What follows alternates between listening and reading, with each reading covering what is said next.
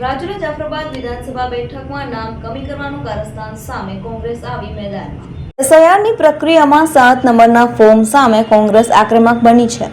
રાજુલા જાફરાબાદ વિધાનસભા બેઠકમાં નામ કમી કરવાનું કારસ્તાન સામે કોંગ્રેસ મેદાનમાં આવી છે।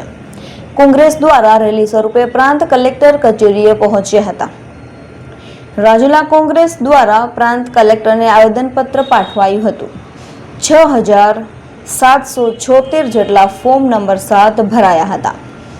રાજુલા જાફરાબાદ ખાંભા વિસ્તારમાં નામ કમી કરતા કોંગ્રેસ દ્વારા રજૂઆત કરાઈ છે। રાજુલા વિધાનસભા વિસ્તારના એટલે કે રાજુલા જાફરાબાદ ખાંભામાં મોટા પ્રમાણમાં કોંગ્રેસની વિચારધારાવાળા લોકોના નામ મતદાર યાદીમાંથી ભાજપ કાર્યાલયથી ડિલીટ કરવામાં આવ્યા છે।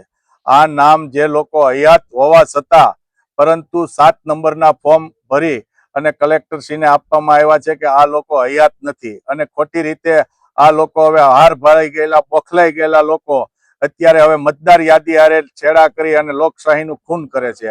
ત્યારે હું તમને વાત કરું કે ફોર્મ નંબર 6 જે છે 7 4 એ બધા ફોર્મ બીએલઓમાં ભરાય છે અને 7 નંબરના ફોર્મ માત્ર ને માત્ર 3 દિવસની અંદર 6777 જે ફોર્મ છે એ આ પ્રાંત કલેક્ટર ઓફિસમાં ખોટા રજૂ કર્યા છે અને એ ફોર્મ કોણ ભરવા આવ્યું, ક્યારે ભરવા આવ્યું, એક વ્યક્તિને કેટલા ફોર્મ ભરવાનો અધિકાર, એ તમામ માહિતી અમે માંગી છે અને સાહેબને કીધું છે કે 6777 જે ફોર્મ છે એમાંથી એક પણ ફોર્મ રદ ન થવું જોઈએ અને જે કોઈ લોકોએ આ ફોર્મ ભર્યા છે તેમની સામે કાયદેસરની કાર્યવાહી થવી જોઈએ અને લોકોને મતદાનથી વંચિત રાખવો એ એક ગુનો છે।